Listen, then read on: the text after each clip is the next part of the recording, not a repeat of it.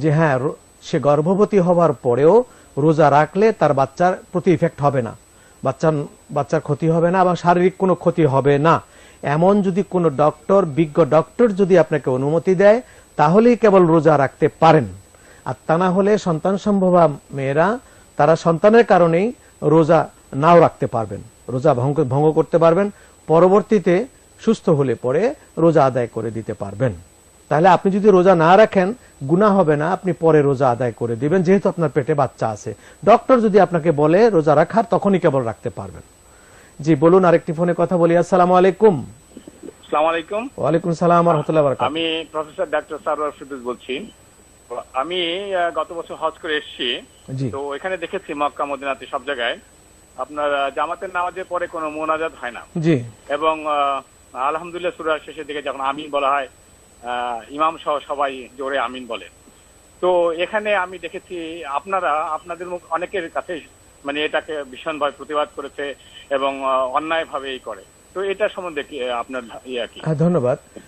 মতামত বলে একটি কথা আছে, ইসলামের ফুরুই অর্থাৎ শাখা প্রশাখা কিছু বিষয় নিয়ে মতানৈক্য হয়েছে, যে মতানৈক্য সাহাবীদের ভিতরেও ছিল এবং সেই মতানৈক্যর কারণেই 4টি মাযহাব হয়েছে।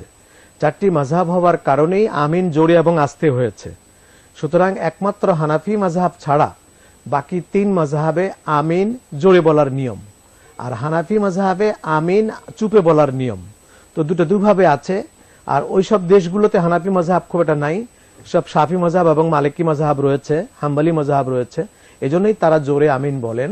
আর হানাফি মাযহাব যেহেতু আমরা বাংলাদেশি, এশিয়ান কান্ট্রিগুলোর বেশিরভাগই হানাফি, আমরা আমিন আস্তে বলি।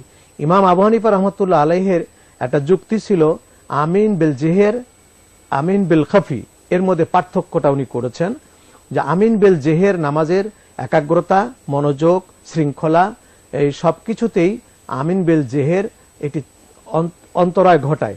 সেই জন্য উনি চুপে চুপে আমিন বলার পক্ষে ছিলেন, সেই জন্য উনি চুপে চুপে আমিন বলেন বলে আমরা চুপে চুপে আমিন বলি। আমিন বিল খাফির হাদিস রয়েছে বলে উনি বলেছেন, যদি আমিন বিল জেহেরের উপরে কঠোর হাদিস থাকতো আমিন বলতে হবে, তাহলে তিনি এটা বলতেন না। সেই জন্যই আমরা আমিন আস্তে বলি, ওনারা আমিন জোরে বলেন। তো যদি এই তফাৎটুকুন থাকবে, তাতে নামাজও নষ্ট হবে না, তাতে ঈমানও নষ্ট হবে না।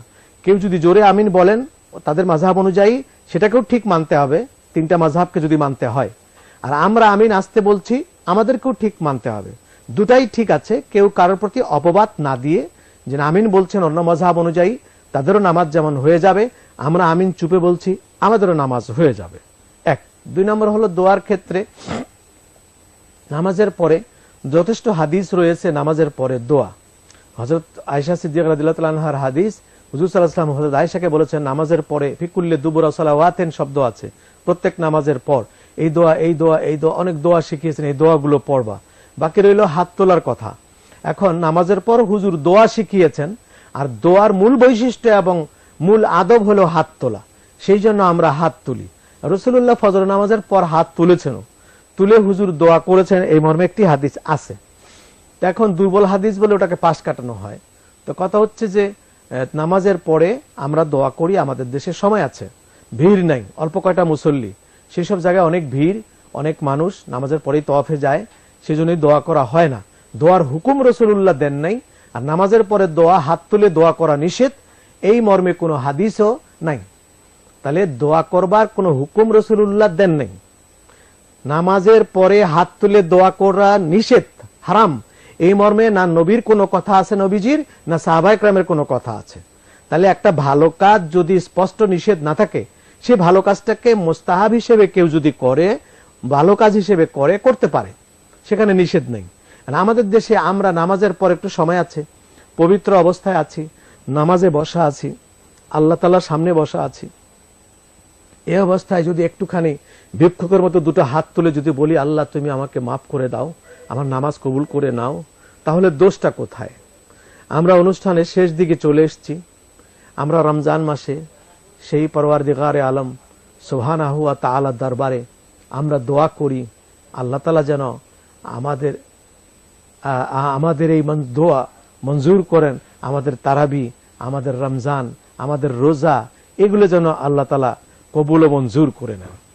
তা এখন কথা হচ্ছে যে আমরা দোয়া করি, সেটাই কথা, যে সালাম ফেরাইছি, চলেই তো যাব আমরা, সুন্নত পড়ব, আর দোয়া 1 মিনিটও লাগে না, আধা মিনিট 30টা সেকেন্ড ওই অবস্থায়, বসা অবস্থায় যদি আমরা আল্লাহর কাছে দুহাত তুলে বলি, আল্লাহ নামাজ পড়েছি, ভুল হতে পারে, তুমি ক্ষমা করে আমার নামাজটাকে কবুল করে নিও, যেসব নামাজ কবুল হয়েছে তাদের দলভুক্ত আমাদের করে দিও, তাহলে এটা তো দোষের তো কিছু নেই, এখানে খারাপ তো কিছু না। যে আরেকটা ফোন নিয়ে কথা বলি। আসসালামু আলাইকুম ওয়া রাহমাতুল্লাহি ওয়া বারাকাতুহু। ওয়া আলাইকুম আসসালাম। আমার একটা প্রশ্ন ছিল। জি বলুন। আয়াতুল কুরসি সম্বন্ধে আমার কিছু জানার ছিল। হ্যাঁ জি বলুন। আয়াতুল কুরসিটা আমি কোরআন শরীফের মধ্যে দেখেছি, প্রথম বাংলায় লেখা আছে, ওর মধ্যে দেখছি যে ফরজ নামাজের পরেও পড়ার জন্য বলছে, আবার ফরজের পরে যদি সুন্নত থাকে সেই সুন্নতের পরেও পড়া যাবে বলছে। জি পড়া যাবে বলছে। এখন আমি কোনটা আমি পড়লে আমি বেশি সওয়াব পাবো? না, ওখানে ধন্যবাদ। ফরজের পরে সুন্নত নামাজ আছে, যদি কেউ ফরজ নামাজের পরে না পড়ে থাকে তাহলে সুন্নত নামাজ পড়ে শেষ করে যাবার আগে তখন পড়বে, এটাই হচ্ছে নিয়ম। তবে ফরজ নামাজের পরেই পড়ার নিয়ম। হুজুর সাল্লাল্লাহু আলাইহি ওয়াসাল্লাম আরেক হাদিসে আয়াতুল কুরসি ফরজ নামাজের পরে পড়তে বলছেন, পড়লে ভালো পরামর্শ দিয়েছেন, হুকুম হলে তো সুন্নতি হয়ে যাবে। তো আয়াতুল কুরসি খুব মূল্যবান একটি আয়াত, প্রত্যেক নামাজের পর যদি পড়া যায় আল্লাহ তার ইমানকে হেফাজত করবেন, সে বেঈমান হয়ে মরবে না। তো এটা ভালো। আরেকটা ফোনে কথা বলি আমরা। আসসালামু আলাইকুম ওয়া রাহমাতুল্লাহি ওয়া বারাকাতুহু। হ্যালো। হ্যাঁ জি বলুন। আসসালামু আলাইকুম। ওয়া আলাইকুম সালাম।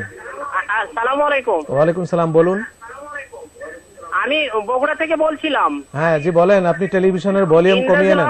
ইন্দাজুল আকিদা, বগুড়া শিবগঞ্জ। হ্যাঁ বলেন।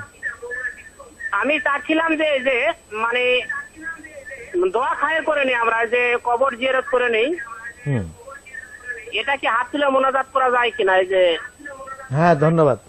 হাত তুলে মোনাজাত, আল্লাহর দরবারে কিছু চাওয়ার বিশেষ কিছু কিছু দোয়া আছে যেটা হাত তোলা যাবে না। যেমন ধরুন ভাত খাবেন, আপনি ভাত খাবার আগে হাত না তুললেই হয় ভালো। আবার একটা দোয়া আছে পায়খানা যাবার আগে, ওখানে দাঁড়ায় আপনি দোয়া করবেন, ওইসব দোয়া দিয়ায়ে মাসনুনা আছে বিছানায় যাবার আগে। হ্যাঁ, এগুলো দোয়া কিছু হাত না তুললেও হয়।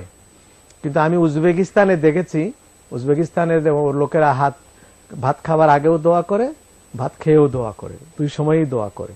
তো তাহলে আমরা দোয়া খায়ের যেটা মুরব্বীদের জন্য করি, কবরবাসীদের জন্য দোয়া করি, অবশ্যই হাত তুলে দোয়া করতে হবে, কাঁদাকাটি করতে হবে, দরুদ সালাম পাঠ করতে হবে, তাদের জন্য কোরআন শরীফ তেলাওয়াত করতে হবে, তাদের জন্য গরিবদের জন্য খাবারের ব্যবস্থা করতে হবে।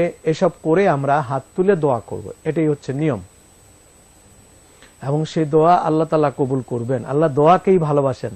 বান্দার ভালোবাসার দুটো জিনিস আল্লাহর কাছে, একটা দোয়া, একটা সেজদা। হাত তুলে দোয়া করা এটা ভালোবাসেন, আরেকটা হলো সেজদায় গিয়ে। পরওয়ারদিগারে আলম আল্লাহুম্মা সাল্লি ওয়া সাল্লিম ওয়া বারিক আলাইহি সাল্লাতু ওয়া সালামু আলাইকা ইয়া রাসূলুল্লাহ।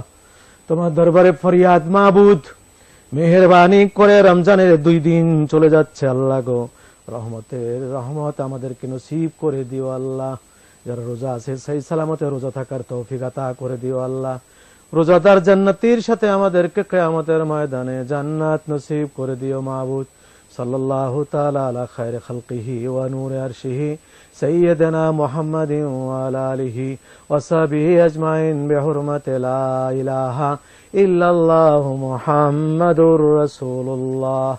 আবার দেখা হবে আগামী শুক্রবার এই সময়। ততক্ষণে ভালো থাকেন। আসসালামু আলাইকুম ওয়া রাহমাতুল্লাহি ওয়া বারাকাতুহু।